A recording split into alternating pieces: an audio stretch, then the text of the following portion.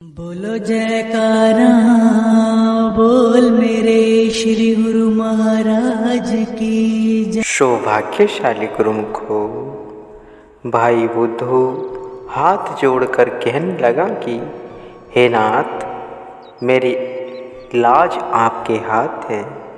आप जो फरमाओगे मैं वही करने को तैयार हूँ। गुरु साहिब जी ने फरमाया कि तुम्हें भाई लक्खू से ही क्षमा मिल सकती है।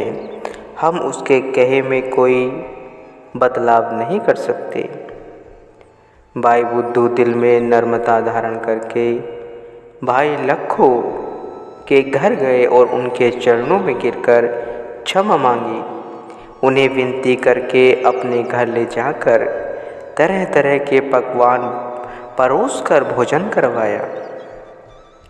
भाई लक्खू ने श्री गुरु साहिब जी के चरणों में विनय की कि आप इस सेवक को बख्श कर इसके सब कार्य संपन्न कर दीजिए। भाई लक्खू की विनय पर रीझ कर गुरु साहिब जी ने भाई बुद्धू को फरमाया कि कुदरत की तरफ से इस वर्ष इतनी वर्षा होगी कि कई इमारतें नष्ट हो जाएंगी। उनके पुनर्निर्माण के लिए ईंटों की आवश्यकता पड़ेगी। तब तुम्हारी कच्ची ईंटें भी पक्की ईंटों के भाव ही बिक जाएगी और तुम्हारा सारा उधार चुकता हो जाएगा। थोड़े ही समय के पश्चात शहर में इतनी मूसलाधार वर्षा हुई कि बादशाह का किला भी धराशायी हो गया। तब ईंटों की मांग इतनी बढ़ी कि भाई बुद्धू की कच्ची ईंटें भी पक्की ईंटों के भाव बिक गई। इस कथा से हमें यही शिक्षा मिलती है कि नम्रता, सहनशीलता और मृदु भाषण ही गुरु कृपा को प्राप्त करने के सर्वोत्तम साधन है। कृपा द्वारा ही लोक व परलोक के सभी सुख प्राप्त किए जा सकते हैं। क्रोध करने और कटु वचन बोलने से जीव सत्पुरुषों की कृपा को गवा बैठता है। इसलिए गुरुमुखों को सदैव ऐसे स्वभाव से परहेज करना चाहिए। भक्तों का धन एकत्र करना अति कठिन है। इसको लापरवाही से गवाकर फिर पछताने में कोई समझदारी नहीं है। बहुत लोग ऐसी कथाओं को पढ़ सुन तो आवश्यक लेते हैं, परंतु उन पर मनन नहीं करते। सत्पुरुषों की यह मौज होती है कि जीव इन कथाओं से मिलने वाली शिक्षा को ग्रहण करके जीवन में लाभ प्राप्त करें। जिन कार्यों से नुकसान होने का अंदेशा हो वे कार्य कभी न करें। कुदरत प्रत्येक कर्म का फल देते हैं जो सुख और दुख के रूप में हमें प्राप्त होकर रहता है। अगर जीव सुख का तलबगार है तो सद्गुरु की शरण में आकर उनके हुक्म की पालना करे, उनकी मौज अनुसार कार्य करे। जयहु सुख कहु चाहे सदा सरनी राम के लेहि। संतों के वचन है कि यदि आप सदा सुख की इच्छा रखते हो तो प्रभु की शरण में जाओ। संतों की शरण में आकर उनकी आज्ञा मौज में चलकर साधारण से साधारण लोग भी पूजनीय बन गए हैं। संतों के वचन मन की समस्त मल को धोकर निर्मल करने के लिए साबुन के समान है। निर्मल मन में ही भगवान वास करते हैं और ऐसे भाग्यशाली व्यक्ति के मुख से निकला प्रत्येक वचन ईश्वरीय व अटल बन जाता है। एक बार का किस्सा है कि बाबा फरीद साहिब जी कहीं से आ रहे थे तो कोई व्यक्ति फरीद साहिब जी को सामने देखकर ईर्ष्यावश उल्टा सीधा कहने लगा। बाबा फरीद साहिब जी ने विचार किया कि इसके मन में श्रद्धा लेस मात्र भी नहीं है। इसलिए इस पर वचनों का कोई भी प्रभाव नहीं पड़ेगा। उन्होंने एक पत्थर लेकर उस पर एक कलमा पढ़कर फेंका तो वह सोना बन गया। यह देखकर उस व्यक्ति ने भी एक पत्थर लेकर कलमा पढ़ा, परंतु वह पत्थर ज्यों का त्यों ही रह गया। तब उस व्यक्ति ने बाबा फरीद साहिब जी से पूछा कि मेरे द्वारा कलमा पढ़े जाने पर वह पत्थर सोना क्यों नहीं बना। बाबा फरीद जी साहिब जी ने कहा कि कलमा तो जुआ से पढ़ा गया है। जो नेक नियत पर चलता है प्रभु को सदैव अंग संग समझता है, उसके जुआ में वह सामर्थ्य आ जाती है जो पत्थर को कंचन में परिवर्तन कर देती है। प्रभु जी बस यही साध की रचना। प्रभु परमात्मा सत्पुरुषों की जिह्वा पर निवास करते हैं, अर्थात सत्पुरुषों की वाणी ईश्वरीय वाणी होती है। साधारण इंसान की वाणी में गुरु साहिब जी के हुक्म जैसी शक्ति नहीं आ सकती। जैसे एक न्यायाधीश किसी दोषी को रिहा कर सकता है, मामूली इंसान यह कार्य नहीं कर सकता। सत्पुरुषों के वचन अटल होते हैं, उनमें शक्ति भरी होती है। प्राय लोग अपनी मनमति के अनुसार ग्रंथों का स्वाध्याय करते हैं और श्रवण भी करते हैं, लेकिन वही वाणी जब पूर्ण सत्पुरुषों द्वारा उच्चारण करके समझाई जाती है, उसमें वह स्वयं पठन की कई वाणी में बहुत अंतर होता है। सत्पुरुष प्रत्येक वाणी को सरल वह सुगम करके बतलाते हैं, जो सीधा हृदय पर प्रभाव डालती है। इसी प्रकार सत्पुरुषों द्वारा दिया गया नाम ही भलीभूत होता है। इंसान अपने मन के ख्यालों से कितना ही नाम का जप कर ले तो भी उसे मानसिक शांति प्राप्त नहीं हो सकती। जो जीव सत्पुरुषों पर पूर्ण श्रद्धा रखकर उनसे नाम की दीक्षा लेता है, वह सतगुरु से रूहानी शक्तियाँ का अथाह खजाना प्राप्त कर लेता है। उसकी सुरती सच्चे शब्द से जुड़कर शाश्वत आनंद में समा जाती है और वह परमात्मा के स्वरूप में लीन हो जाता है।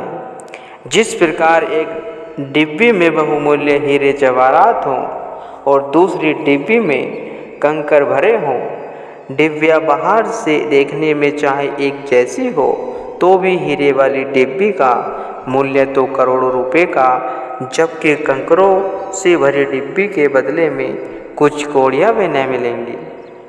इसी प्रकार जिस हृदय में सतगुरु का पवित्र नाम वास करता है, वह इंसान हीरा है, सभी गुणों से भरपूर है। जिस हृदय में नाम का वास नहीं होता, वह पाषाण समान मूल्यहीन जीवन व्यतीत करता हुआ सदैव दुखी व अशांत बना रहता है। नाम एक अनमोल जवाहर है जो पूर्ण सत्पुरुषों के पास होता है, जो संतों की सेवा शुश्रूषा करते हैं। संत यह नाम रूपी जवाहर देकर उनके हृदय को प्रकाशमान कर देते हैं। आगे कथन करते हैं कि नाम के इस अमूल्य हीरे और सर्वश्रेष्ठ दौलत को मैंने पूर्ण कर्मों से प्राप्त किया है और बहुत यत्न से इसे अपने हृदय में संजोया है, क्योंकि यह अमूल्य रत्न छिपाए से छिप नहीं सकता। नाम जपने वाला देखने में चाहे सुंदर न हो तो भी वह मालिक की दरगाह में सम्मान पाता है। इसके विपरीत नाम विहीन मनुष्य देखने में कितना ही सुंदर क्यों न हो तो भी मालिक की दरगाह में उसके लिए कोई स्थान नहीं होता। नामधारी अपने मुख से सदा प्रभु की महिमा के गीत गाता रहता है, जबकि नाम विहीन प्राणी के मुख से हाय हाय के सिवा कुछ नहीं निकलता। नाम जपत कुष्टि भला, चोई चोई परे जो जाम, कंचन देह के काम की जहाँ मुख नहीं है नाम। परम संत श्री कबीर साहिब जी कह रहे हैं, एक कोढ़ी मनुष्य जिसकी चमड़ी कुष्ठ रोग से बुरी तरह से सड़गल गई हो, यदि उसके हृदय में नाम का वास है, वह उस स्वर्ण देह वाले मनुष्य से लाखों गुना श्रेष्ठ है जिसके हृदय में नाम का वास नहीं है। एक वेशधारी संत जिन्होंने सद्गुरु शरण में ग्रहण नहीं की थी और शब्द अभ्यास से जिन्होंने मन की इच्छाओं का नाश नहीं किया था, एक दिन किसी अनार के बगीचे में से गुजरे। पेड़ों पर लगे पके हुए अनारों को देखकर उनके मुंह में पानी आ गया और उनके मन में उन्हें तोड़कर खाने का विचार उत्पन्न हुआ, परंतु यह सोचकर कि कोई उन्हें देख न ले, वे आगे की ओर बढ़ गए। मन द्वारा पुनः विवश करने पर उन्होंने वापस बगीचे में आकर एक नीचे गिरे हुए अनार को उठाकर खा लिया। बगीचे से बाहर आकर वे जैसे ही एक वृक्ष की छाया में बैठने लगे तो क्या देखते हैं, वहाँ एक कोढ़ी उस वृक्ष के नीचे लेटा हुआ है। उस कोढ़ी ने संत जी को उनका नाम लेकर संबोधित किया तो वह अचंभित रह गया। संत जी ने उनसे पूछा कि वे उनका नाम कैसे जानते हैं। कोढ़ी ने उत्तर दिया कि जिसने परमात्मा को जान लिया तो समझो उसने सबको पहचान लिया। संत जी कहने लगे कि यदि तुमने परमात्मा को जाना होता तो तुम्हारा ऐसा बुरा हाल नहीं होता। तुम्हारे सारे शरीर पर कोढ़ निकला हुआ है और मक्खियाँ भिन भिन आ रही हैं, सारे बदन से तीव्र दुर्गंध आ रही है। कोढ़ी ने बहुत सहज होकर कहा कि आपने संत तो वेश तो अवश्य धारण किया है, लेकिन मन में अभी भी लाल लाल अनार खाने की इच्छा उग्र हो रही है। कोढ़ी द्वारा अपने मन की अवस्था को भांप लेने से उन संत जी को यह आभास हो गया कि ये कोई साधारण पुरुष नहीं अपितु कोई पहुँचे हुए संत हैं। संत जी ने विनय की, आप कोई करने वाले संत हैं, पर फिर अपने रोग से मुक्ति प्राप्त करने के लिए प्रभु के चरणों में प्रार्थना क्यों नहीं करते। उन्होंने उत्तर दिया कि इस फानी वह नाश्वर शरीर के लिए मैं प्रभु से याचना क्यों करूं। अपनी प्राध्य अनुसार जो सुख व दुख मिला है उसे सब्र और संतोष से सहना चाहिए। जब कर्म भोग पूर्ण हो जाएगा तो यह दुख स्वयं भी मिट जाएगा। मालिक की रजा में राजी रहने में ही कल्याण है।